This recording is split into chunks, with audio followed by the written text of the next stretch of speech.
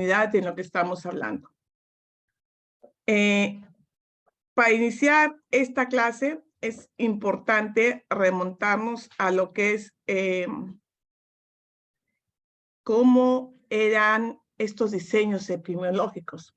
Es decir, de que a través de cómo iban presentándose estos casos de enfermedades que contribuyeron generalmente poder investigar, poder saber cómo podemos parar o cortar esta cadena de transmisión o cuál es la historia natural de la enfermedad, pues se vio que teníamos que estudiar factores ambientales, sociales, biológicos de la propia persona, ¿no? Por los cuales para yo poder hacer todo ello tenía que involucrarme con la población, con los pacientes, hacer una investigación epidemiológica. Por lo tanto, tengo que recolectar datos, analizar mi población, bien, hacer estudios que voy a comprobar según la hipótesis que yo quiero, o en caso contrario voy a experimentar algún método de alguna medida donde yo pueda cortar o mejorar pues esta enfermedad. Así que ustedes al comienzo de la primera clase vieron de que había un mejoramiento en el género humano. Ustedes han visto que varios estudiosos, médicos, hicieron estudios como Dolly Hill, hicieron el estudio para ver cómo el asbesto tenía una ligación con el cáncer al pulmón. Greff hizo el estudio sobre la rubiola congénita.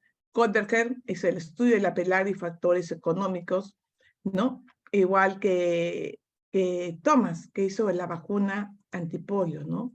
Entonces, Dolly Hill, que siempre está muy marcado, que vio que había una asociación muy marcada entre el hábito de consumir tabaco y lamentablemente presentar un cáncer pulmonar u otro tipo de cáncer. Entonces, no solamente son estudios de cohorte, en los cuales son estudios de larga data. ¿Cómo? Y los estudios experimentales, ¿no? Ahí tenemos de James Lynn, en los cuales en el año 1747 ya está hablando sobre el escorbuto y cómo podía demostrar y hacer esta prueba de experimentación para ver cómo está el escorbuto, sobre la fiebre tifoidea, o Finlay, simplemente con la fiebre amarilla.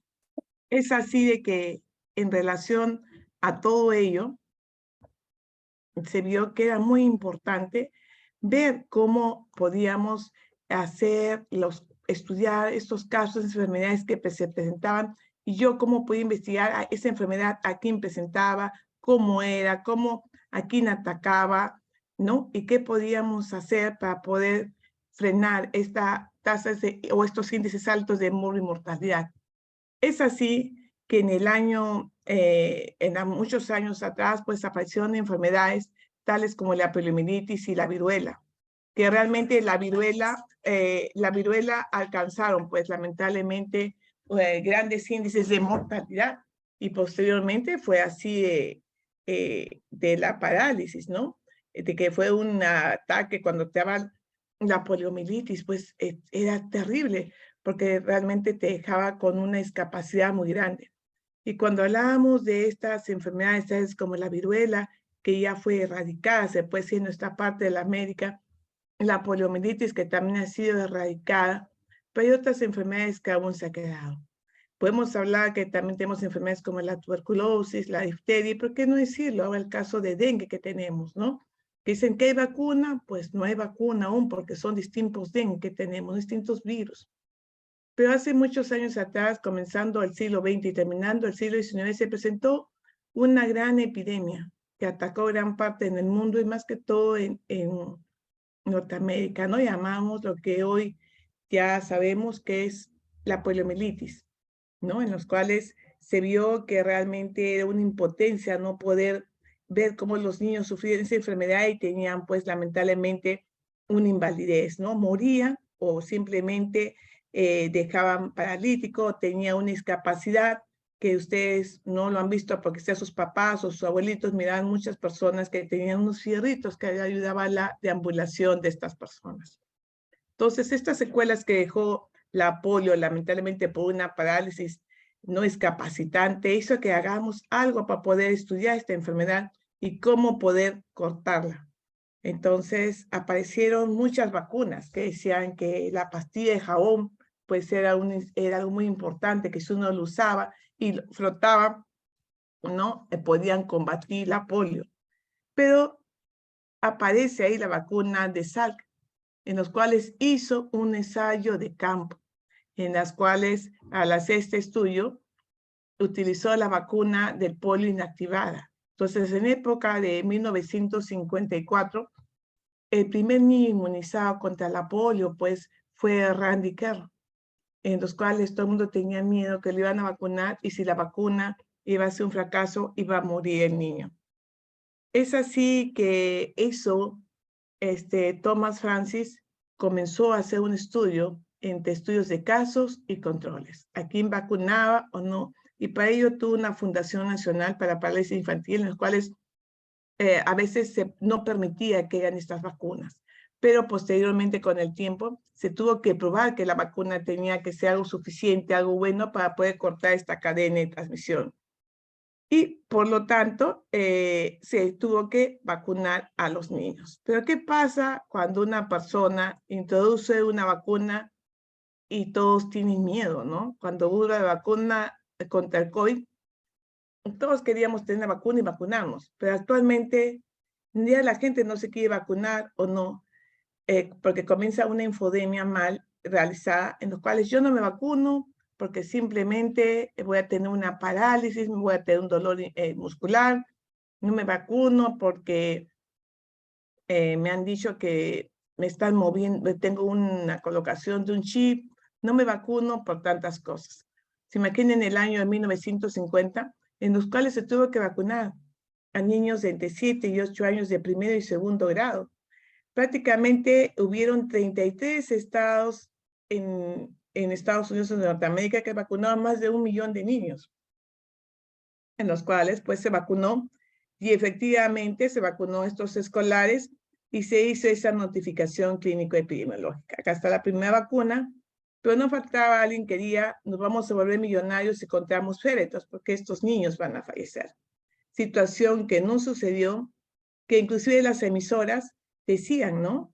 Que habían opinado sobre que esta vacunación, que era una pesadilla, una medicina socializada, y sobre todo hubo padres, ¿no? Que tenían también ese miedo, pero gracias a Dios, pues, ¿no? Que esta vacuna fue un éxito. Y como siempre no faltan emisoras de radio donde tienen el rumor, ¿no? El rumor de que ya había un stock de pequeños féretros para estos posibles niños que van a morir por la vacuna. Posteriormente, en el año 52, otro investigador hizo otra vacuna, ¿no? Pero ¿qué pasó? No hubo una vacuna de un virus inactivado, sino lo puso casi vivo y fallecieron varias personas. Con todo ello, ¿qué quiere decir? Que en relación a estos estudios epidemiológicos en los cuales se utilizó un estudio de ensayo que va a ser pregunta de examen para ustedes, ¿no? Se pudo tener una vacuna efectiva que hasta ahora ha podido cortar la cadena de transmisión de este virus salvaje de la polio. Entonces, actualmente han habido pues vacunas, han aparecido vacunas, la CureVac, ¿no? Y otras en las cuales han estudiado y hasta ahora están aplicando, ¿no? Estas posibles vacunas que ya llegaron y actualmente ya es posible contar con todo tipo de vacuna, pero la gente ahora está reacia a vacunarse. Por más que digan que se anuncia una nueva estrategia para impulsar la vacuna, que hay una alerta epidemiológica y que el gobierno trabajará en salud, cueste lo que cueste, para que ya no tener casos, pero aún la gente no se vacuna. Motivo por el cual, ¿cuál es el objetivo de una investigación epidemiológica? ¿Por qué hacemos una investigación? Porque queremos describir cuál es ese estado de salud de la persona en tiempo y en lugar. ¿Cómo está esa persona? Queremos explicar cómo se desarrolla la enfermedad. Por eso hemos estudiado en la segunda clase la historia natural de la enfermedad. Queremos predecir qué va a pasar con esta enfermedad, cómo va a ser las causas de morbo y mortalidad. Y sobre todo lo que se quiere cuando se hace un estudio epidemiológico es poder controlar, erradicar y hacer posteriormente la prevención y el control de la enfermedad para no tener esos índices negativos de la enfermedad. Como ustedes ya saben, existen estudios epidemiológicos en los cuales hay observacionales, y en estos observacionales el investigador mide y no interviene, Para ello tiene dos tipos de estudios, que son los estudios descriptivos y los estudios analíticos. En caso de los otros estudios epidemiológicos, tienen los estudios experimentales, en los cuales sí hay un intento activo, en los cuales el investigador modifica, actúa, determina qué puede ser para poder mejorar, controlar o erradicar la enfermedad. Entonces, miren los tipos de estudio que tenemos. A su vez, cuando nosotros tenemos el objetivo del estudio, tenemos que preguntar quiénes van a ser afectados, dónde, cuándo y cómo. Entonces, en relación a estas variables, quiénes, dónde, cuándo y cómo, se hacen los estudios descriptivos. Acuérdense que los estudios descriptivos no llevan hipótesis, pero sí esbozan un planteamiento de hipótesis en las cuales va a servir para hacer mis estudios analíticos, ¿no? Como ustedes pueden ver, estos estudios me van a servir para yo hacer mis estudios analíticos, ¿no? O sea, llevo esta hipótesis y me va a llevar a mis estudios analíticos. Dentro de los estudios descriptivos, tenemos estudios que puedo ver toda mi población, que son estudios ecológicos o solamente estudios de casos o estudios longitudinales.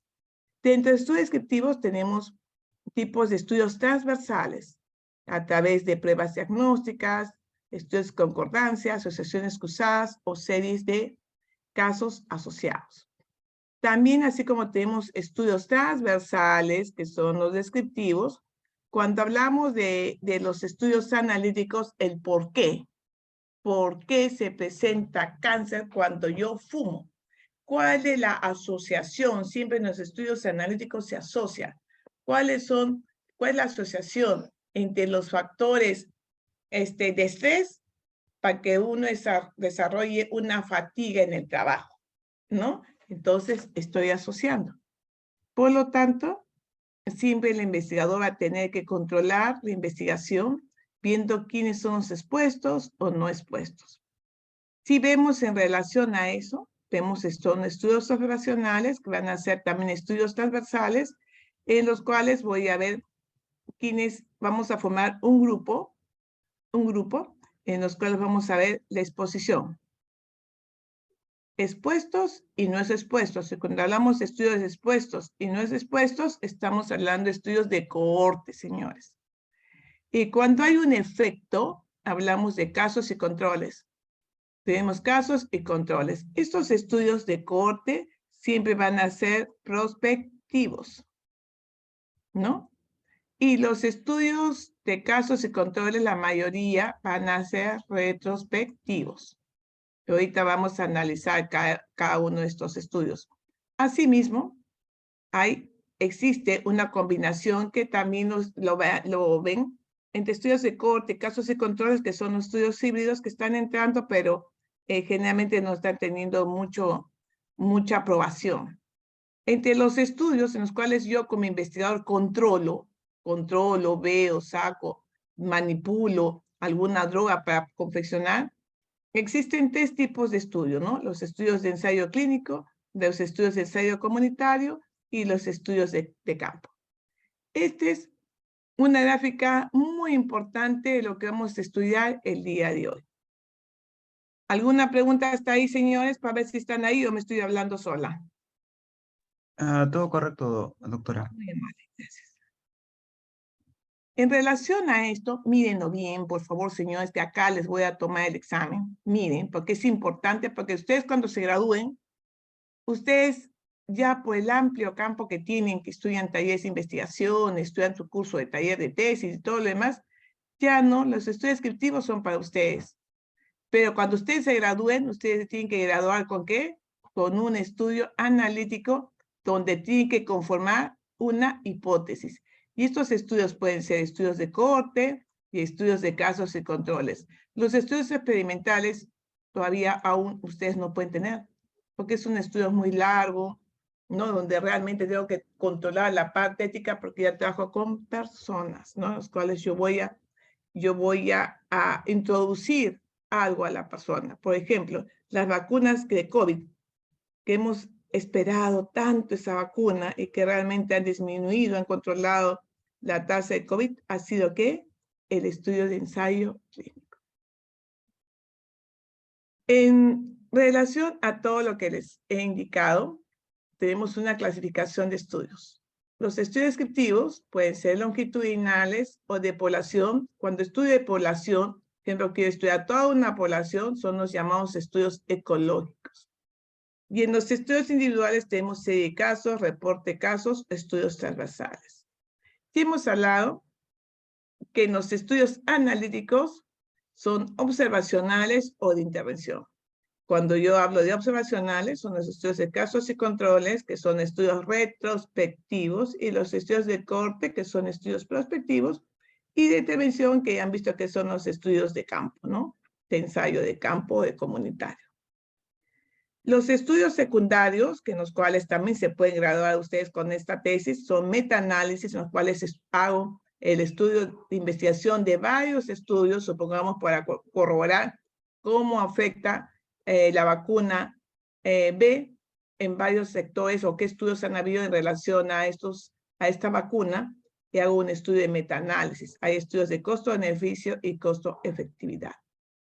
En relación a todo ello, podemos indicar de que cuando hablamos de estudios de investigación epidemiológica, estamos hablando de los estudios observacionales. Observacional porque estoy observando mi realidad, no intervengo, y ahí puedo hacer estudios de morbilidad, de incidencia, ¿no? Quiero saber ahorita cuántos casos se están presentando de dengue, o de prevalencia, que somos casos nuevos antiguos, en los cuales voy a decir, quiero saber en este año cuántos casos de COVID se han presentado, ¿no? Hay estudios de mortalidad, en los cuales yo me valgo en mis certificados de defunción y quiero saber, entro a SINADEF y voy a ver de qué fallece la gente. Yo quiero saber exactamente qué fallece la gente adulto mayor. Y ahí le van a decir que fallecen de tal tipo. Esos estudios pueden hacer, ¿no? O puedo hacer estudios de registros de salud o hechos vitales. Quiero saber cuántos niños nacen en el Centro de Salud Virgen del Carmen, qué sexo es el que predomina, a qué horas nacen, cuánto pesa ese niño, quién atiende el peso, cuánta edad tenía la madre, ¿no? Son estudios muy importantes, o registros de salud en los cuales quiero ver la referencia. ¿Qué estoy refiriendo? Estamos refiriendo partos, estamos refiriendo partos, ¿por qué? Por placenta previa, por preeclampsia, ¿por qué? Y eso tenemos todo lo que estoy hablando en el centro de salud. Luego tenemos de investigación operativa para ver mejoramiento de servicios a través de una encuesta o estudios de niveles de vida y salud a través de diagnósticos, ¿no?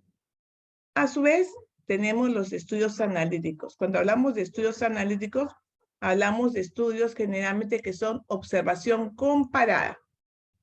¿Quiénes son comparadas?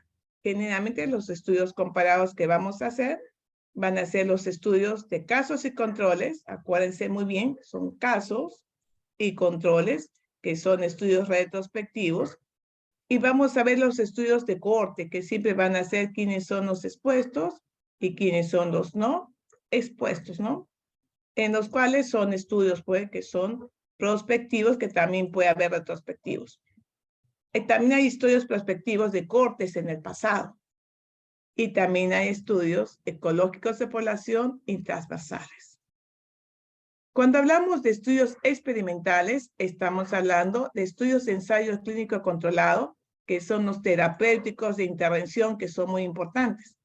Los ensayos de campo, los ensayos comunitarios, los experimentales y los cuasi experimentales. Cuando hablamos en sí de vacunas, son los estudios de tipos ensayo. Muy bien. En relación a ello, podemos manifestar lo siguiente, ¿no? Podemos manifestar y decir cuándo, cómo, quiénes y cómo pasó la enfermedad, ¿no? A quién pasó, cómo fue, qué sucedió, cómo se presentó, a quiénes. Solamente lo podemos hacer esto con una simple encuesta y acá utilizamos las variables epidemiológicas en tiempo, lugar y persona. Cuando hacemos estudios analíticos, acuérdense de que hay una hipótesis, que al ver hipótesis siempre asocio. Hay un tipo de asociación, ¿no? El presentar usar métodos anticonceptivos está asociado a presentar cáncer mamario? ¿No? Siempre que asocio. Vamos a comenzar con los estudios descriptivos, que son los que van a hacer ustedes ahora. Inclusive hay varios estudios que pueden ser publicados con este tipo de estudios descriptivos, en las cuales son observacionales. Vamos a ver la frecuencia y más que todo los problemas de salud que están presentando actualmente en esa población. Generalmente nos van a proporcionar datos epidemiológicos rapidísimos, ¿no? En los cuales vamos a poder optar y ver cómo está esa población vulnerable, qué recursos le falta, y especialmente cómo vamos a investigar los determinantes de salud en relación a los factores de riesgo, de qué se alimenta esa población, estos niños que están alimentándose, cómo está su lonchera nutricional, cómo está su índice de masa corporal en las quinceañeras, cómo está las vacunas en toda una población de 10 a 11 años, realmente los han vacunado de VIH, han tenido algún efecto, han tenido algo, y todo lo que pueden hacer con estudios descriptivos. A través de los estudios descriptivos, podemos decir que los estudios descriptivos tienen varios tipos, los estudios psicológicos, casos y los estudios transversales.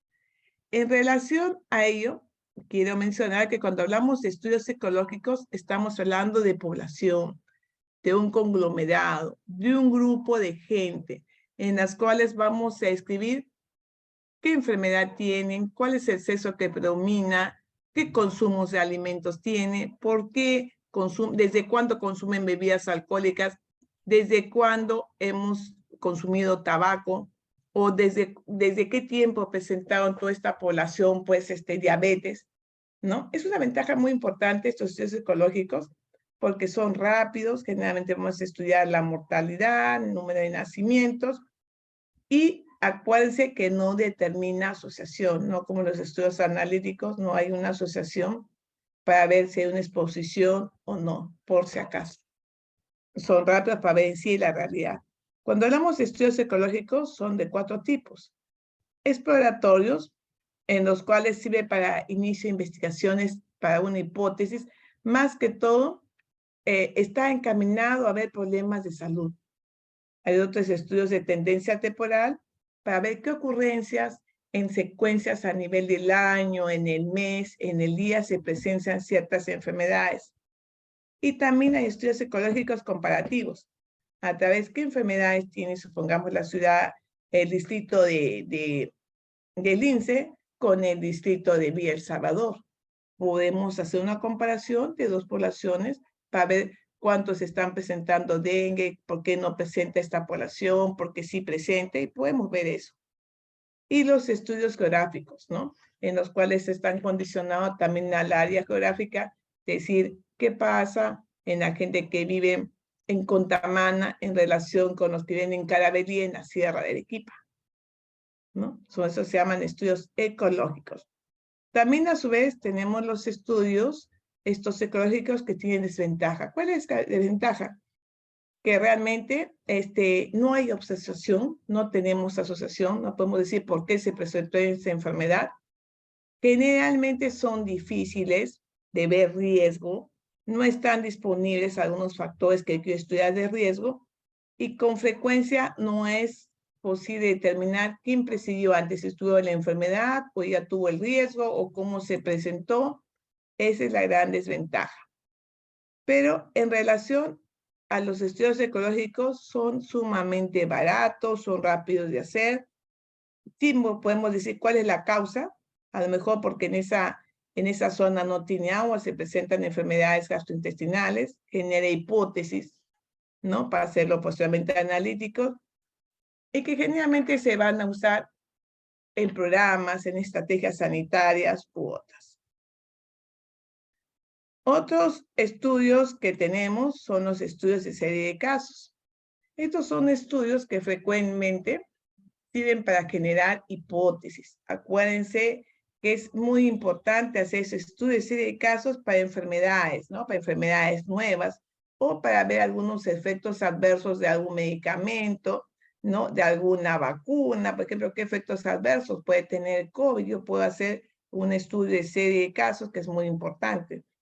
acuérdense que son muy útiles para formular hipótesis y sobre todo tenemos que ver fortuitamente si hay asociación o no, ¿no?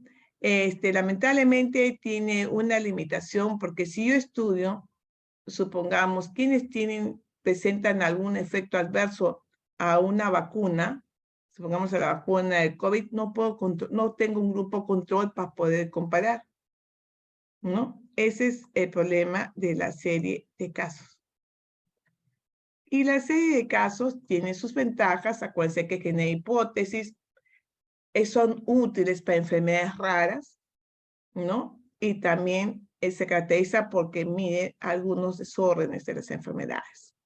Las desventajas no establece una relación causal y por lo tanto no puede evaluar cómo fue la prevalencia o la incidencia de enfermedad. No sabemos en qué momento está la enfermedad y no podemos hacer eso, ¿no? Tenemos otro tipo de estudios que son los estudios transversales que van a hacer ustedes, son los llamados estudios de prevalencia, porque vamos a medir los casos nuevos, los casos antiguos, y vamos a ver si realmente estuvieron simultáneamente a la exposición o no.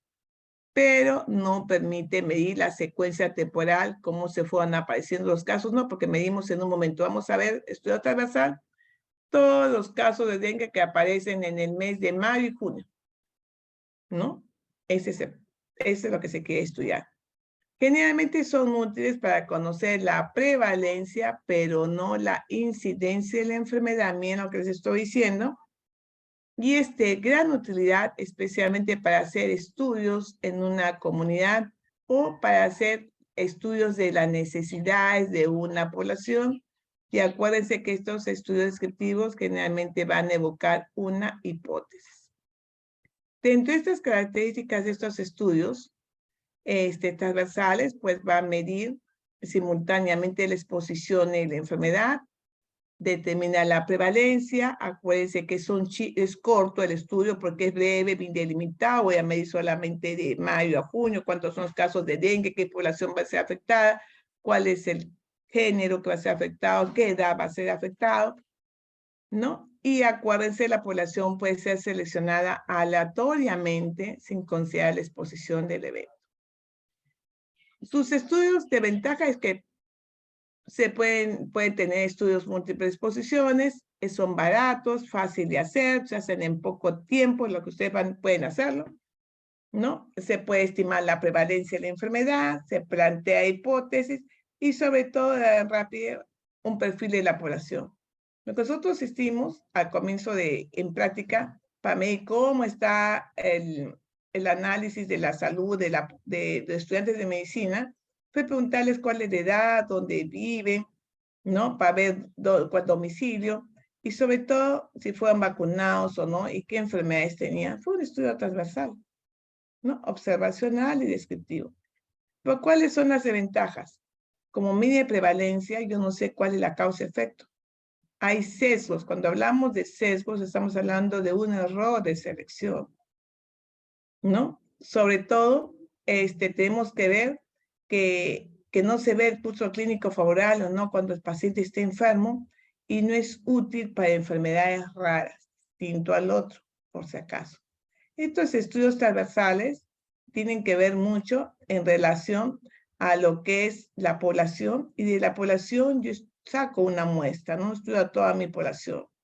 Estudio a los que tienen enfermedad o a los que no estudian, ¿no? Y también en estudios transversales voy a ver si el factor estuvo presente o ausente. Entonces voy a estudiar mi población en todo este trayecto desde un punto inicial, ¿no? El otro estudio que no son los transversales son los estudios longitudinales, en los cuales son estudios que miden características de toda una población que quiero ver a lo largo de una evolución temporal. Son estudios llamados longitudinales, no evalúan las relaciones causales y sobre todo, lo más importante es que podemos utilizarlo para escribir la historia natural de una enfermedad. Hoy también están complementados con los estudios de corte. Acuérdense que los estudios de corte son estudios que ven la parte prospectiva de la enfermedad, muy distinto a los estudios de casos y controles que van a estudiar los estudios retrospectivos.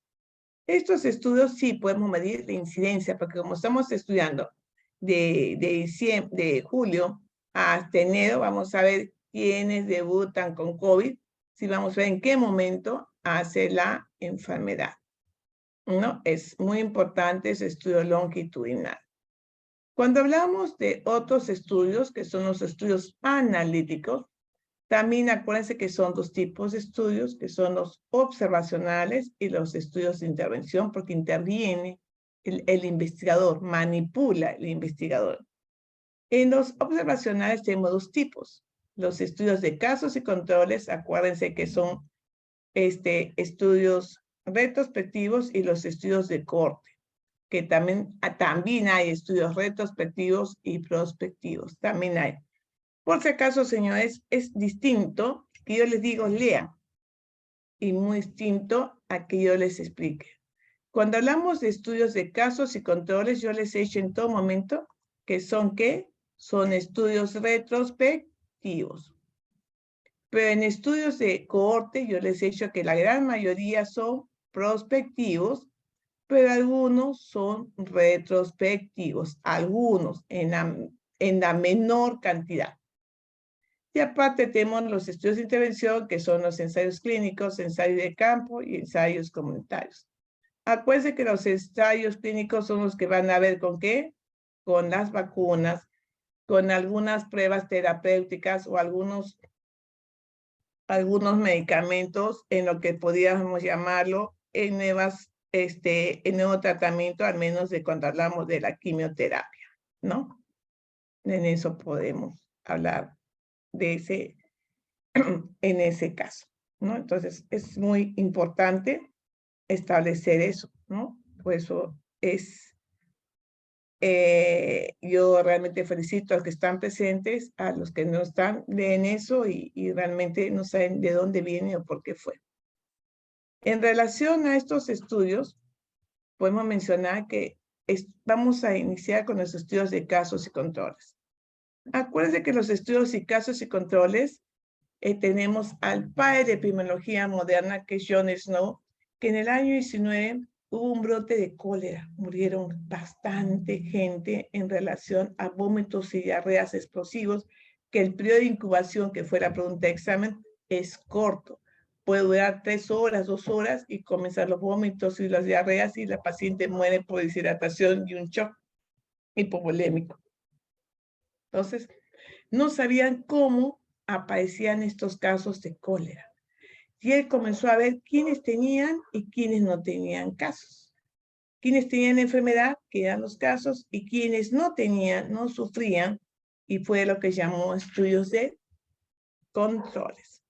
En relación a ello, podemos decir que este tipo de estudio, pues vamos a identificar una variable que va a ser el grupo control. El grupo control, que es el que no tiene la enfermedad, y el grupo de casos, que son los que tienen enfermedad.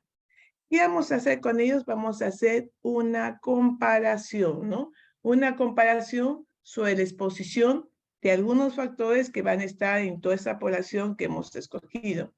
Este estudio es uno de los más utilizados. Es un estudio epidemiológico analítico más utilizado, pero acuérdense, no es un estudio experimental. Acuérdense que es un estudio de casos y controles. La mayoría de estos estudios que son estudios que retrospectivos, todos son retrospectivos, ¿no? Y acá se estudia el antecedente de enfermedad. Por ejemplo, vamos a ver, ¿usted tiene cáncer al pulmón? Sí. ¿Cuántos años tiene? 45, 43, 51. Y yo les pregunto, ¿desde cuándo usted empezó a fumar? Entonces, ahí va a haber un problema, escuchen, ¿no? Me va a decir el de 45, no, yo empecé a los 12, no, a los 11 años. El de 50 me va a decir, no, empecé a los 15, no, creo a los 16. Y el de mejor de otra edad me dice, no, yo empecé a los 10, creo que empecé a los 10.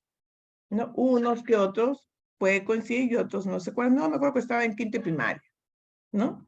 Entonces, estos estudios retrospectivos que ven el antecedente, acuérdense que van a hacer que seleccionemos estos casos, que son los que tienen enfermedad, y los controles, que algunos pueden tener, pero la mayoría no tiene la enfermedad.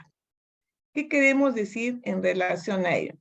En relación a ello, quiero mencionarles de que los estudios de casos y los estudios controles son dos grupos de población.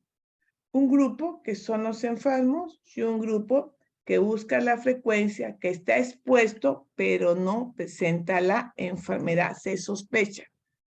Para ello, señores, usamos una famosa tabla que es la tabla tetracórica, ¿no? La tabla tetracórica, que es la que vamos a usar y que ustedes ya saben de qué estamos hablando. Acuérdense que la tabla tetracórica,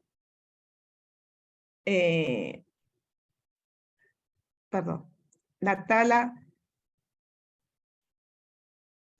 tetracórica son aquellas que vamos a ver en relación a quiénes son los casos y quiénes son los controles. Acuérdense que los controles siempre va a ser B sobre B más D y los casos siempre va a ser A sobre A más D. Acá a continuación vemos.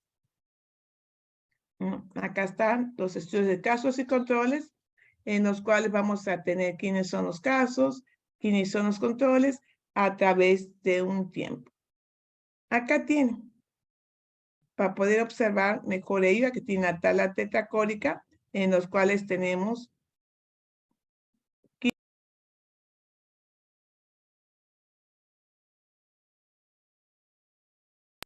acá los casos, ¿no? Podemos mencionar en relación a lo que podría ser, supongamos, una enfermedad X que vamos a comparar con los controles. Entonces, toda la fila A más C serían los casos y la fila B más D serían los controles. Supongamos que yo quiero establecer cuál es la asociación entre el consumo de alcohol y la presencia de cáncer gástrico. Para tal caso, voy a tener los que tienen cáncer gástrico, que son 40, y voy a comparar con aquellos que están expuestos que no tienen cáncer gástrico. Entonces voy a hacer A sobre C y B sobre D, ¿no? ¿Se acuerdan? Para poder hallar el odds ratio. El odds ratio, señores, se usa para casos y controles. Entonces utilizo mi odds ratio, que he llamado también el OR, que es llamado de razón de prevalencia, razón de disparidad, razón de predominio, proporciones de desigualdades, razón de posiciones, oposiciones de probabilidades contrarias, cociente de probabilidades relativas, oportunidad relativa. Todos estos nombres ustedes van a encontrar en cualquier literatura que tengan estudios epidemiológicos, y ese famoso OR. Entonces, con ello nos va a dar en sí una cantidad en los cuales una medida que si es mayor a 1 nos va a decir que existe una asociación. Si es menor a 1 no existe ninguna asociación y es muy fácil cuantificar cuando existe asociación. Acuérdense, cuando el OR es mayor que 1, dice que el odds ratio es positivo, por lo tanto existe una asociación entre consumir alcohol y presentar cáncer gástrico.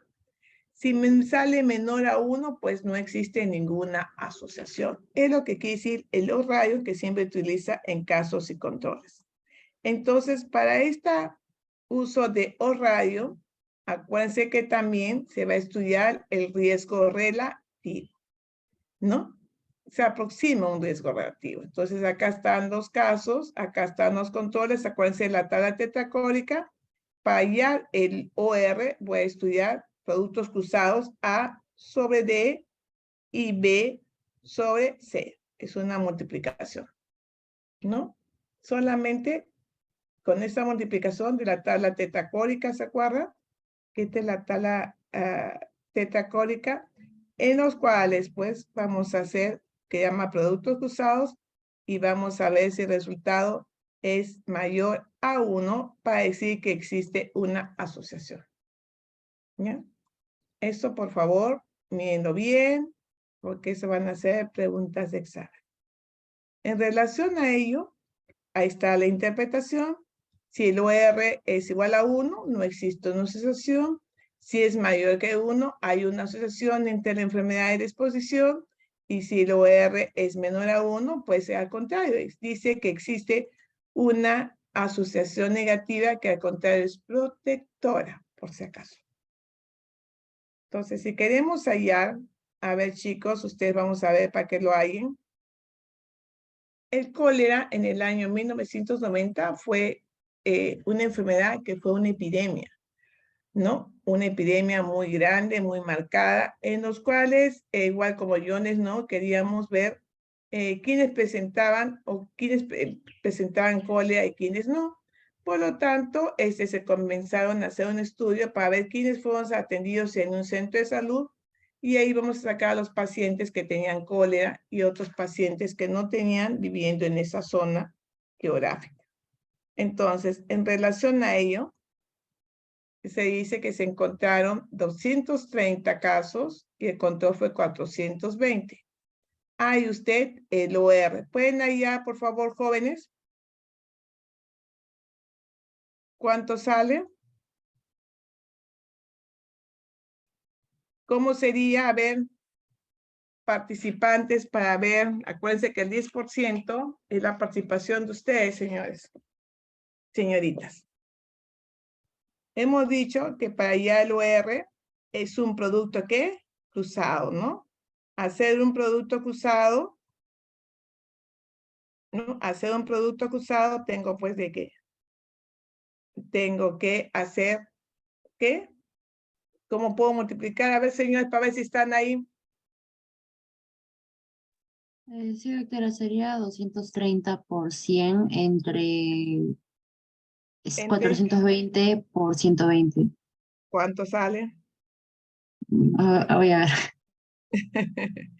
Y me al lado, por favor, porque no he podido ver. Yo, doctora Ada Cárdenas. Ada Cárdenas. Estoy apuntando su nombre, señorita.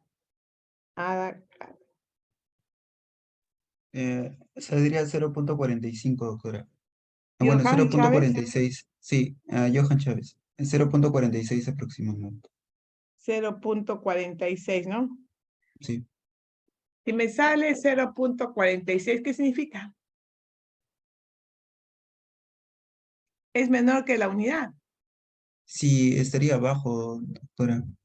Ajá, quiere decir que no existe una asociación entre consumo de alcohol y la presencia de cáncer gástrico.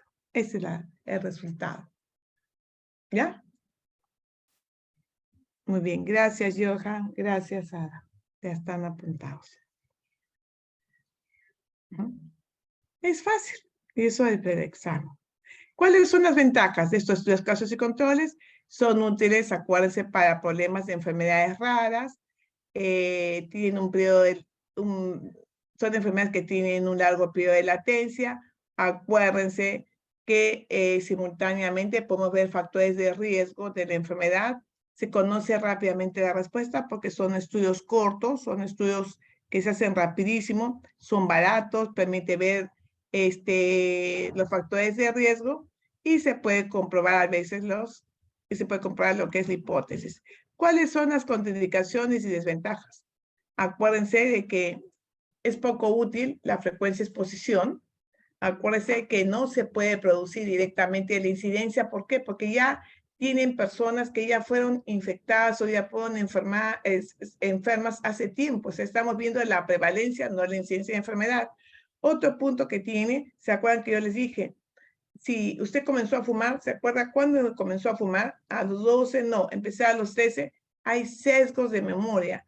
¿Cuándo comenzó a tomar? No, comencé a tomar a los 16 años, comencé a tomar a los 18, no, comencé a tomar a los 10 años, no, a los 25, no saben. Entonces, no existe, uno puede decir, miren, que al presentar pues cáncer gástrico, las señores comienzan a consumir alcohol a los 12 años, 13 años, porque no se acuerdan.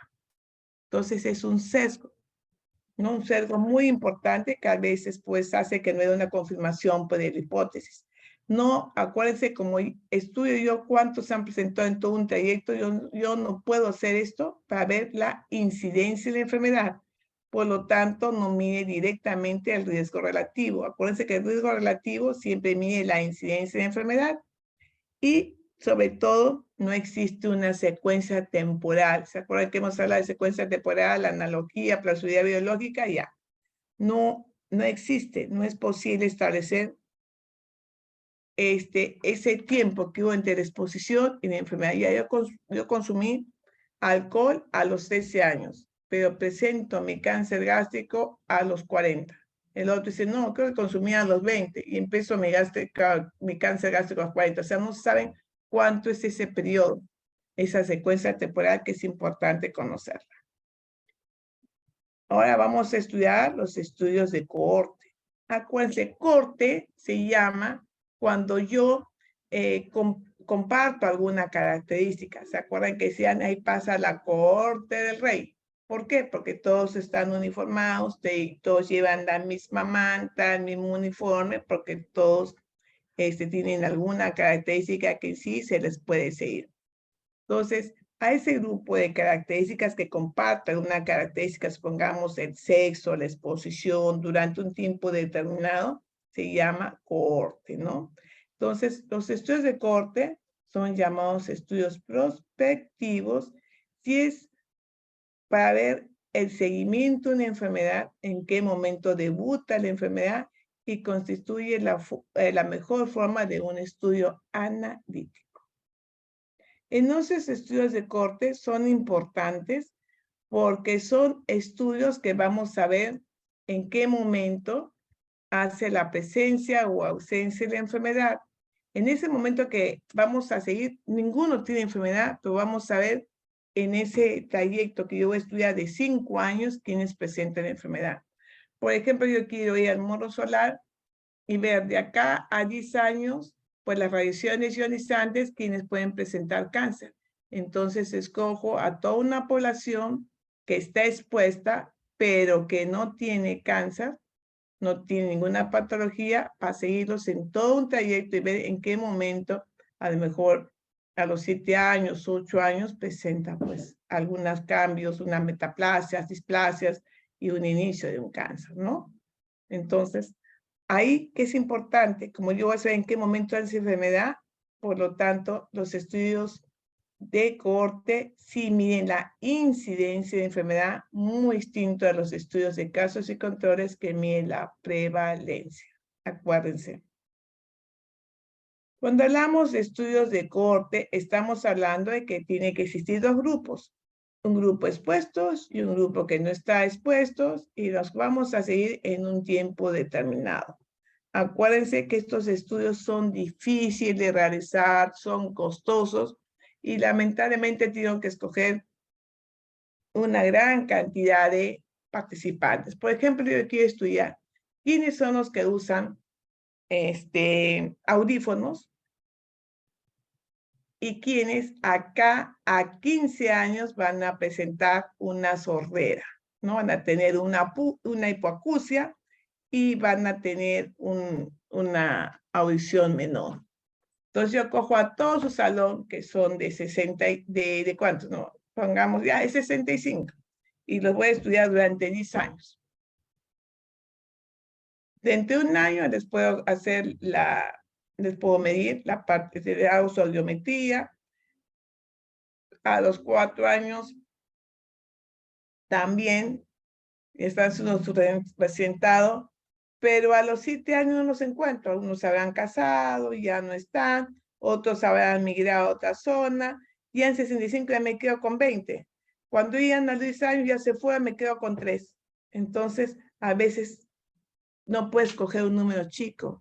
Tengo que escoger para yo seguir un número supongamos, de 500, 600 personas y hacer seguimiento. Pues eso es difícil realizar y son costosos. Por eso necesito gran cantidad de procedimiento porque tengo que seguirlos por un tiempo. Acuérdense que los estudios de casos y controles son estudios prospectivos, ¿no? Especialmente esos casos de cohorte y estudios de casos y controles se diferencian. Los estudios de casos y controles van de la enfermedad hacia el factor de riesgo. En cambio, los estudios de cohorte van del factor de riesgo a la enfermedad que va a desarrollar en el futuro. Los estudios de cohorte, pues acuérdense que existe corte única, una corte única antes y después de someter a exposición, y existe la observación de dos cohortes en forma de expuesta y otra que me sirve simultáneamente. ¿Qué quiere decir eso? Quiere decir que si yo hago mi estudio de corte única, constituye la mejor forma de hacer la historia natural de la enfermedad. Cómo evoluciona una persona y en qué momento va a desarrollar la enfermedad. Cuando hago mi estudio de corte única, no, antes y después es un poco difícil de hacerlo, en los cuales vamos a alterar a lo mejor la exposición o no hay un factor determinado que significa en qué momento hizo la enfermedad. Y cuando hago el estudio de observación de dos puntos entre una corte expuesta y otra no expuesta a un determinado factor o estudios de corte, lamentablemente se trata de comparaciones de dos grupos por separados en las cuales son dos cortes de las cuales una es expuesta, la otra no expuesta, pero estos llamamos los verdaderos estudios experimentales en epidemiología. Acuérdense que se parecen a los estudios de ensayo clínico, pero son estudios de ensayo clínico controlados en los cuales voy a ver en qué momento en sí no hace la enfermedad, si yo estoy observando a un estudio de corte, ¿no? En los que les coloco la vacuna, supongamos, bivalente, y aquellos que no coloco la vacuna bivalente. Se han colocado, pero yo voy a ver si dicen que colocándose la vacuna, supongamos, voy a desarrollar un déficit motor, voy a ver en qué momento se desarrolla, ¿no? Yo no estoy interviniendo, ¿no? Pero son los que se relacionan a los estudios de ensayo clínico controlados. Pero yo no intervengo, estoy observando y estoy comparando las exposiciones. Entonces, en relación a eso, podemos decir que los estudios de cortes históricas también son importantes, en los cuales hay un seguimiento de registros previos.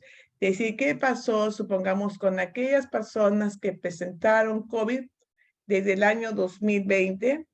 ¿Y qué pasó o aquellas personas que presentaron, supongamos, polio, y actualmente qué enfermedades aparte de la polio están presentando después que ha sido erradicada esta enfermedad actualmente? Entonces, hago un reclutamiento de aquellas personas que los voy a estudiar que han tenido polio y les hago un seguimiento desde que se inició la enfermedad hacia ahora, ¿no? Hacia, supongamos, al año 2030. Esa es una corte histórica. La corte concurrente es un reclutamiento que va también hacia el futuro y se recluta desde ahora, del presente, no como la histórica, que estoy hablándome de la época del 50 para ver cómo ha ido o cómo va a desarrollar su enfermedad, sino es que ahora comienza a seguir quienes que han sido vacunados con COVID, qué enfermedades van a, qué patologías motoras van a presentar, supuestamente. Entonces, para ello existen tipos de estudio prospectivos, que son los concurrentes. Los retrospectivos, acuérdense que son los históricos porque estamos cogiendo desde atrás, del año 50, para ver qué pasó con aquellas, supongamos, aquellas personas que han tenido poliomielitis y qué otras déficits motoras va a presentar. Y los ambivectivos, ¿no? Ambivectivos, perdón, o combinados, que son lo del pasado y que vamos a ver hacia el futuro. Es lo que les acabo de mencionar. Los estudios de corte, en relación a ello, se usan para ver hipótesis, ensayar una hipótesis de causalidad, nos sirve para formular hipótesis de prevención o curación de enfermedad. Acuérdense, como mide el riesgo relativo, mide la incidencia de enfermedad. Los estudios de corte nos sirven para estudiar la historia natural de la enfermedad, porque vamos a ver desde qué momento la persona hace la enfermedad. Asimismo, cuando hablamos las ventajas de estos estudios de corte, dan imágenes más completas sobre el riesgo, ¿no? Como el riesgo ya comienza a actuar, el usar, supongamos, el audífono, comienza a actuar y a tener una hipoacusia, un déficit mayor de la audición sobre la enfermedad que estamos investigando. Acuérdense que vamos a ver la alta prevalencia de esta enfermedad que se va a presentar, mire lo que es factores de riesgo, tiende a tener menor probabilidad de sesgo, no hay sesgo de recordatorio, porque en casos de controles yo le puedo decir, pero usted, ¿desde cuándo usted comenzó a tomar cierto medicamento? Ay, no me acuerdo, comencé a tomar desde tal, no se acuerda. En cambio acá no, porque yo desde ahora voy a ir haciendo el seguimiento día por día, o mes por mes, o trimestre por trimestre. Y es importante que los datos de corte permiten medir la incidencia, ¿no? Y permiten medir, calcular directamente la mortalidad, directamente el riesgo relativo. Pero como todo tiene sus desventajas, acuérdense que es muy caro, porque tengo que reclutar no 20 personas, mínimo unas 600, 800 personas. Generalmente a veces es un reclutamiento de 200 personas. Inclusive son prolongadas. Hay estudios en que son de 50 años. El investigador principal ha muerto y los que han estado asociados a esta persona, que son otros co-investigadores, continúan la investigación. ¿Se imaginan? Podría hacer un estudio de 50 años. Hay estudios, ¿ah? Generalmente requiere un tamaño grande de la población. Hay pérdidas, ¿no? De los sujetos, porque al final si empecé, supongamos, con 1000 personas, se han muerto, se han ido, me quedo con 500, de acá a 10 años ya me quedo con 50, y a veces tanto estudio de una alta complejidad, pues en tanto tiempo no dio resultado. Generalmente solamente sirven para enfermedades relativamente frecuentes, ¿ya? Tienen una dificultad de ejecución y no son útiles para enfermedades raras. En relación a ello, podemos decir que para tener los estudios de corte hay que tener las siguientes consideraciones. Hay que ver cómo puedo separar a mi grupo expuesto a los no expuestos. Tengo que escoger bien a mi población quiénes son los que no tienen enfermedad y quiénes son los que tienen. Tengo que ver cuál es la medición de factor de riesgo, qué voy a medir, cómo lo voy a medir y cuánto voy a medir. Tengo que establecer si realmente el factor de riesgo, ¿no? Lo voy a medir periódicamente, principalmente es un riesgo que va a suceder o va a variar, cómo se va a presentar ello, ¿no? Entonces, para eso hay un diseño de estudios de corte, en los cuales tengo a mi población, escojo una muestra y voy a escoger quiénes son los expuestos, no expuestos, a través de un tiempo, y voy a ver en qué momento desarrolla la enfermedad. Entonces, acá tienen la tabla famosa tetracórica, donde yo cojo mis enfermos, y aquellos son sanos, y acá están los expuestos y los no expuestos, ¿no? Entonces, queremos ver cómo el tabaco, cómo el consumir tabaco está asociado a presentar cáncer al pulmón. Acá están mis expuestos, acá están mis no expuestos. ¿Cómo hallo yo mi riesgo relativo, mi riesgo atribuible y mi riesgo atribuible porcentual? Por favor, tomen los datos, que es 20, 30, 40 y 10. Como hemos dicho, yo en mis estudios de corte puedo ver exactamente en qué momento hago la enfermedad. Quiere decir de que acá relativamente pues voy a ver en qué momento se desarrolla la enfermedad, y como veo incidencia, veo mi riesgo relativo. Para yo hallar mi riesgo relativo va a ser A sobre A más B y C sobre C más D. Quiere decir mi expuesto sobre los no expuestos. Es igual. Si me sale igual a 1, el factor causal no tiene ninguna inferencia, no hay nada. Si me sale mayor que 1, me dice sí, que el factor estudiado conlleva que yo tenga mayor aumento de probabilidad de presentar la enfermedad. Si estoy diciendo que aquellos que están más de 5 horas con el audífono van a tener una hipoacusia 5 años, pues me lleva a ese resultado porque me está saliendo mayor a 1. Si me sale menor a 1, ¿qué me quiere decir? Que conlleva a una disminución de probabilidad de aparición de la enfermedad. Eso mide mi riesgo relativo. ¿Qué quiero decir con ello? Que cuando hallo mi riesgo atribuible, es lo que se reducirá la tasa de enfermedad si quitamos eliminar el factor de riesgo. O sea, ¿cómo yo voy a hacer que esa persona no llegue a ser sorda si yo a los 3 años le quito, ¿no? El audífono, ¿no? Ya no va a usar el audífono, entonces voy a ver quiénes de ahí quitando el factor de riesgo no desarrolla la enfermedad. O cuántos eventos pueden ser evitados si el factor de riesgo fuese eliminado. A lo mejor me dicen, señor, doctora, ¿sabe qué? Yo no quiero usar audífonos, se me ha perdido, me he oído y ya no. Entonces se lo quitó y no estoy interviniendo, lo quitó, pero estoy siguiendo. Y eso se llama mi riesgo, ¿qué? Mi riesgo atribuible.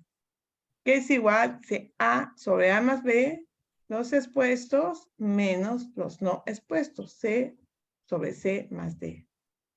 Pero si quiero hallar mi riesgo atribuible porcentual, indica el porcentaje, ¿no? El porcentaje de factor de riesgo en relación a todo el grupo expuesto. Y mi riesgo atribuible me mide los expuestos menos los no expuestos sobre los expuestos, que es mi tabla tetracórica. A más B menos C más C más D más A sobre A más D. Y como es porcentual, va a ser siempre multiplicado por una constante de 100. A ver, ¿quién me puede hallar el riesgo relativo? A ver, chicos.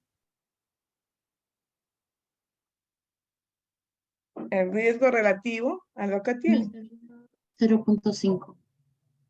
0.5. ¿Qué quiere decir eso? ¿Con quién habló, por favor, para apuntar su nombre? Ada Cárdenas, doctora. Te voy a poner 20, creo. Muy bien, gracias, Adita. ¿No? Doctora, también estaba levantando la mano. Sí, me salió 0.5. ¿Cómo te llamas? Conqui. Daniel. Sí, doctor. Gracias, Daniel. Muy bien. Ya. Entonces, ¿qué quiere decir eso? Que me salió menor que 1. Quiere decir que no existe, pues, no existe, ¿no? No hay un riesgo, no conlleva una disminución de probabilidad de la aparición de enfermedad. Simplemente eso. ¿Y mi riesgo atribuible cuánto sería?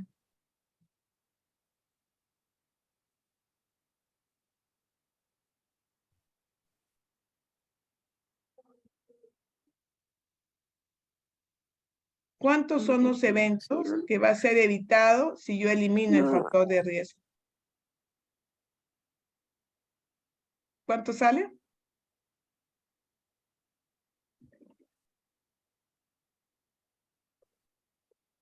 A ver, jóvenes. 0.4. Quiere decir que solamente 0.4, ¿no? De eventos van a ser eliminados si yo quito el factor de riesgo. Y de todo el grupo, que es el riesgo atribuible porcentual, ¿no? Indica el porcentaje de tasa que será el factor de riesgo en estudios en relación al grupo expuesto. Entonces, ¿cuánto sería ese riesgo atribuible porcentual? Ahí me va a salir, ¿cuánto es el porcentaje que puede salir? 20, 30, 40, que son los que tienen el factor de riesgo en todo este grupo expuesto. ¿Quiénes son los que están en factor de riesgo? Esto significa.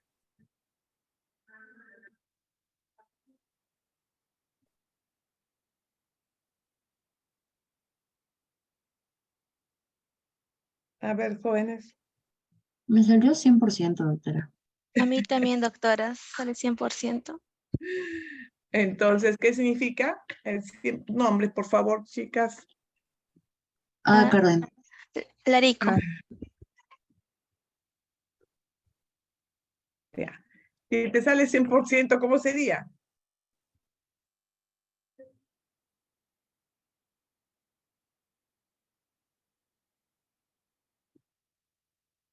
Significa que el 100% lamentablemente está en riesgo, que están expuestas a ese factor de riesgo. Eso es. Y para ver si lo que yo estudio está bien o no, utilizo dos términos, que es la validez y el estudio diagnóstico. La validez es prácticamente una medición que va a ver si todo lo que yo he realizado está correcto o no. Y el estudio diagnóstico, más que todo, está basado en las probabilidades de la presencia de la enfermedad, viendo sobre una escala pues, de estas probabilidades que yo estoy colocando. En otras palabras, vamos a mencionar esto. Es importante que yo en un estudio valgo la validez de un método diagnóstico. Para yo ver si esta validez de un método diagnóstico es bueno, hallo la sensibilidad. ¿Qué quiere decir? Que es la probabilidad de que un enfermo sea clasificado como enfermo, que no haya nada que ver, que se compruebe realmente que yo digo, esta persona está enferma, esta persona está sorda, por lo tanto, yo hallo la sensibilidad, ¿no? Es la proporción total de enfermos que se van a presentar en aquellas personas pues, que están supuestamente padeciendo la enfermedad. Entonces, la sensibilidad se mide sobre el número de personas enfermas que son clasificadas como enfermas sobre el total de enfermas multiplicada por 100. Pero como la sensibilidad utiliza el factor predictivo positivo menos el factor negativo, me enredo mucho. Entonces, para yo hacerlo didácticamente, reemplazo el valor predictivo positivo sobre el valor predictivo negativo, ¿no? Lo reemplazo por A, B, C y D, como hacemos la tabla tetacónica. Acuérdense que la sensibilidad, ¿no? Es la probabilidad que un enfermo sea clasificado como enfermo. Acuérdense bien, ¿no? Es aquel enfermo que realmente sale resultado positivo de ser enfermo. Entonces, cuando hablamos de la especificidad, es diferente.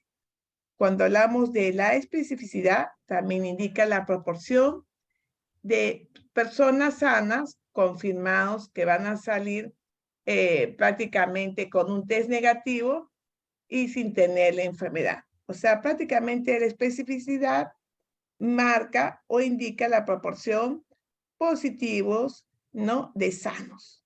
Entonces, ¿qué quiere decir? Que voy a medir número de personas que son clasificadas como sanas sobre el total de personas sanas. Y de especificidad, mide el valor negativo sobre el factor predictivo positivo y lo voy a reemplazar por estas letras. Para que me entiendan, acuérdense, si yo estoy hablando de valor predictivo, que es el resultado positivo, indica la proporción de resultados válidos en un test que yo les voy a dar. Entonces yo voy a decir que yo les agrego ese valor predictivo positivo a todas esas personas sobre un test y me van a decir, ojo, todos los que han salido son relativamente sí positivos. Entonces el valor predictivo positivo me va a dar su valor positivo más el factor negativo.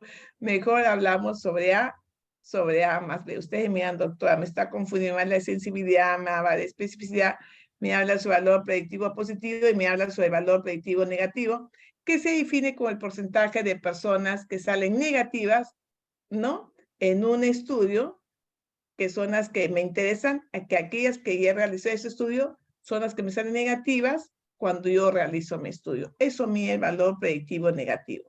Ustedes miran, doctora, realmente no le entiendo. Encima me confunde porque encima voy a ver el valor global del test. Nos indica de todo lo que yo he estudiado, quiénes son realmente los resultados válidos de todas las pruebas efectivas. Acuérdense que este es un examen masivo que hago a toda una población que voy a estudiar y quiero saber de todos quiénes son los estudios válidos que he hecho. Entonces, el valor global del test me va a guiar toda esta fórmula. Pero para yo no marearlo porque sé que se están riendo, entonces veo los verdaderos positivos sobre los falsos positivos, verdaderos negativos y falsos negativos. Como yo también miraba y me decía, no entiendo, lo reemplazamos el verdadero positivo por A, el falso positivo por B, el falso negativo por C y el verdadero negativo por D. Y todo esto viene a ser el total global del test. Si ustedes van a estar hallando que el verdadero positivo más el falso negativo sobre el verdadero positivo, no van a entender nada para hallar la sensibilidad o hallar la especificidad. Pero si yo reemplazo estos valores que son los verdaderos positivos, ¿no? O los verdaderos negativos, pues los voy a reemplazar por la tabla tetacórica que es A sobre A sobre A más B, ¿no? Y sobre C más D. Entonces, si yo quiero saber quiénes por presentar Helicobacter pylori van a desarrollar cáncer en todo un estudio que estoy realizando, cuenten bien, 50, que son los verdaderos positivos, los falsos positivos son 62, los falsos negativos que son 40 y los verdaderos negativos que son 80, y hallar la sensibilidad. Para saber quiénes, de todos los estudios, quiénes son mis estudios válidos. Es lo que mide la sensibilidad. La sensibilidad, ¿cómo le dije que era?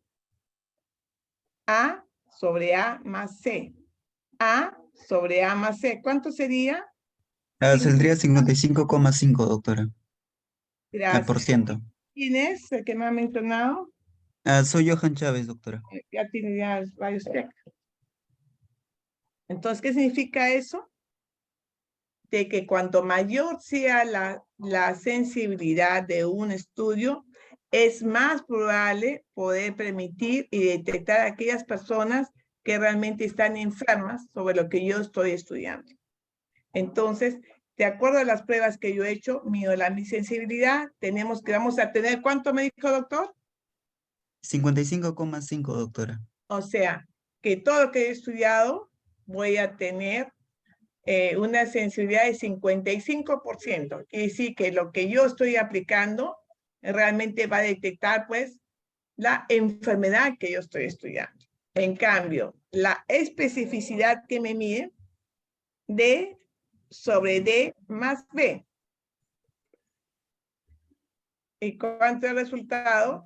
62 sobre 62 más 80. ¿Cuánto sale? Saldría 56,5, doctora, aunque es D, doctora. El valor de D era 80. Sí, sería 0,56. Ajá. Ya, pues multiplícalo por 100. 56%. Ya. 56,5, doctora. Entonces, ¿cuánto me sale? 56,3%. 56.5. Mm. Ya. Entonces me va a decir, cuanto mayor sea la especificidad, voy a tener mayor probabilidad de que mis personas sin enfermedad no se consideren dentro de ese trastorno. Acuérdense que la sensibilidad mide los enfermos y la especificidad mide a los pacientes sanos. Si el valor predictivo positivo y el valor predictivo negativo, me van a decir cuántas son las personas positivas que salen a mi estudio y cuántos son mis valores, mis personas negativas que salen al estudio. Eso es lo que quiere decir. Si el valor global del test, ¿no? Que ya es un poquito más grande, ya les utilizan todo esto, ¿no? Lo que ustedes han mencionado, que mido de todos mis exámenes que he realizado, en esta población grande que yo he tenido, voy a ver efectivamente cuáles son mis resultados válidos. Entonces, cuando yo quiero indicar la proporción de mis resultados válidos, yo tengo que hallar mi valor global del test, ¿no? Que lo hago simplemente aplicando las fórmulas en los sitios que ustedes ya saben. Nada más es una aplicación.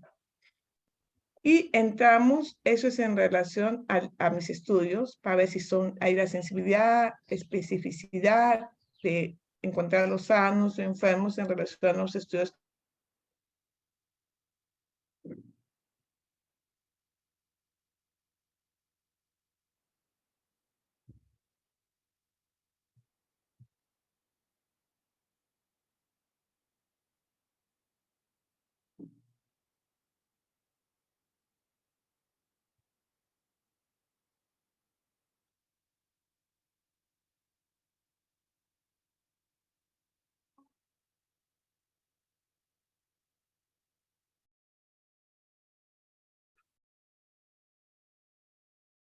Yo les estaba haciendo una pregunta en relación a los estudios. ¿Eran los estudios de COVID son terapéuticos o no? ¿Qué dicen?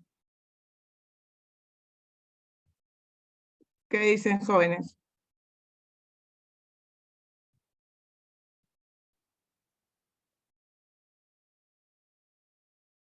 ¿Son terapéuticos o no? ¿Están ahí o no, jóvenes? Doctora, disculpe, ¿cuál es la pregunta? La vacuna de COVID, ¿es terapéutica o no?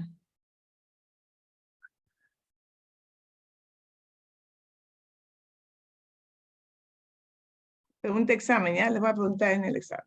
Bueno, en relación a ello, tenemos los estudios de clínicos, ensayos de campo y los ensayos comunitarios.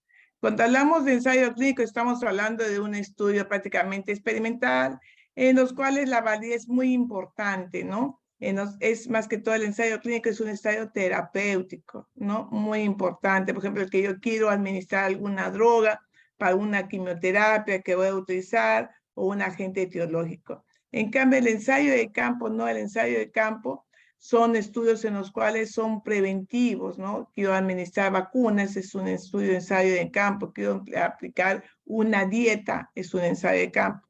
Y los ensayos comunitarios son los cuales pues, quiero aplicar un estudio en masa. ¿Qué quiere decir un estudio en masa? Que quiero ver cuántas personas, pues supongamos, si yo voy a hacer tu aplicación de flujo, no van a presentar lo que llamamos caries dental, ¿no? Eso es lo que le quiero mencionar. En relación a los estudios experimentales y cuasi experimentales, son estudios muy importantes en las cuales ya hay una intervención del investigador, ¿no? Investigador, en los cuales pues tiene que ver mucho la parte ética porque ya se utilizan personas, se utilizan animales, en los cuales hay que regirse mucho a las partes éticas, pero realmente son muy importantes. Entonces, en relación a los estudios epidemiológicos, hemos hablado de que según ciertas literaturas, dicen o mencionan de que hay varios tipos de selección de lo que son los estudios epidemiológicos. En relación a ello, decimos que son estudios experimentales, los que hemos hablado, ensayo clínico de campo comunitario, y los no experimentales que hemos hablado es un poco, que son todos estudios casos y control, los estudios de corte, ecológicos, los estudios de prevalencia y los estudios transversales. Los otros dicen que hay otro tipo de estudio, que solamente se clasifican en dos, estudios descriptivos y los analíticos descriptivos, que hemos hablado de ecológicos, que ven grande cantidad de población, o los estudios individuales que ven de propósito de caso, de serie de casos o transversales. Y los analíticos, acuérdense que los observacionales, que son los estudios casos y controles, y estudios de corte, en los cuales interviene el investigador, que son estudios de clínico, ensayo de campo o ensayo comunitario. Pero si yo quiero hacer un estudio para investigar cuando hay un brote, supongamos un brote de dengue ahorita, ¿no? Eso depende de qué yo quiero hacer, cuál es mi objetivo, qué diseño voy a hacer, pero preferentemente es preferible un estudio de cohorte a un estudio de casos y controles. Si se puede realizar. Si se puede realizar, es mejor un estudio de cohorte, si es que se puede, ¿no? Y asimismo queremos decirles de que todo depende del método epidemiológico que yo quiero realizar estos estudios, ¿no? Depende del parte investigador, si quiero hacer estudios experimentales o no experimentales, si quiero hacer estudios de ensayo, ensayos comunitarios o solamente estudios observacionales en los cuales yo no manipulo, solamente describo, observo. Si en los estudios descriptivos, acuérdense que siempre tiene que ir la frecuencia de espacio, tiempo y persona. Y estos se esbozan una gran cantidad de ¿qué? De hipótesis, ¿no? Que son importantísimos, ¿no? Y los estudios que, por supuesto, estos estudios siempre van a llevar a una hipótesis, ¿no? pero ellos generalmente los únicos que presentan hipótesis son los estudios analíticos, ¿no? Que son los que llevan y tenemos que corroborar una hipótesis, ya saben, en estudios de casos y controles, estudios de corte. Cuando hacemos investigación de epidemiología de campo, IS, en los cuales salimos al campo, ¿no? Tenemos que hacer unas aplicaciones clínicas, sociales, estadísticas, epidemiológicas. Entonces, cuando hacemos estos estudios de campo, son muy importantes para poder yo investigar estudios de casos, estudios y controles. Depende de lo que yo en el campo como epidemiólogo salgo a buscar. Estos estudios son los que más se utilizan en la CDC, en la OMS, ¿no? En los cuales queremos ver, utilizo un software, así como el Stata y todo lo demás. Acá utilizo el EPINFO y me sirve mucho para hacer estudios grandes, ¿no? Estudios de brotes, estudios de epidemias que se han presentado. Entonces, acá hay algo que usted tiene que conocer, 3 puntos. Un conglomerado. Conglomerado se dice aquel grupo, agrupamiento de personas que son las que presentan la enfermedad o son las personas que relativamente se supone que es el mayor número que cabría que esperar los que se van a presentar o presentan la enfermedad. Supongamos esto un conglomerado, un grupo de gente que presenta la enfermedad. Brote es una aparición súbita. Un caso de polio, un caso de sarampión, en el caso sería un brote, ¿qué dicen? Ya que no hablan chicos, un caso de polio, ¿sería un brote o no? Así sería, doctora. Sí, sí, porque ya hemos quitado, le hemos servido, pregunta examen, ¿no? Y brote depende, porque puede haber un brote generalmente que ahorita les invite una papa a la bocaída, donde está con vómitos, diarrea, se ha hecho un brote. Y una epidemia, lo que hemos relacionado es un evento superior a la expectativa normal, no una epidemia, que hemos tenido una epidemia de COVID que posteriormente fue una pandemia, ahora hemos tenido una epidemia del virus de la viruela, ¿no? Símica, ¿no? Entonces hay que ver qué hay que investigar, cuánto hay que investigar, dónde está la fuente, cuál es la mejor forma de investigar.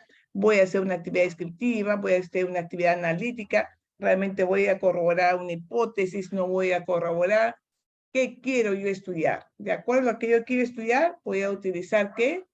Un método epidemiológico. Y cuando voy a investigar en campo, supongamos cuántos casos de dengue tengo, cuántas personas están presentando dengue, pues tengo que ver si realmente hay un brote de dengue. Tengo que organizarme con todos ustedes y los felicito a ustedes que salieron a caminar a buscar el dengue, ¿no? Establecer relativamente en tiempo, espacio, persona, cuántos casos, cómo han sido, qué edad, dónde están y poner específicamente las medidas de control, ¿no? Y preparar un informe, lo que hace el epidemiólogo cuando sale al campo. Y cuando queremos estudiar, ¿no? La estrategia básica, el análisis de estudios de corte, siempre queremos comparar. Y cuando comparo en lo que son estudios de corte, en expuestos o no expuestos, siempre hay mi tasa de ataque. Y acuérdense que la tasa de ataque es la mejor tasa para ver el desarrollo de un brote, señores. Ahí no está escrito, pero se estoy mencionando. Muchas gracias. Agradezco a todos ustedes que realmente fueron a la campaña, nos fueron a la marcha por Chequéate Perú. Ahí están todos ustedes, mi agradecimiento, ¿no? Que realmente participaron, fue algo muy bueno y los felicito a cada uno de ustedes. Gracias por su participación, gracias por incluir en Chequéate Perú, porque más vale prevenir que curar, ¿no? Prefiero prevenir a 400,000 personas y no recuperar 4, 5, 100, 200, pudiendo haber prevenido una enfermedad. Muy bien, señores, ¿alguna pregunta hasta acá, señoritas?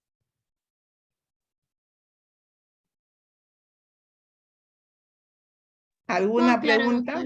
Creo que están Todo medio claro, doctora. dormiditos, ¿no?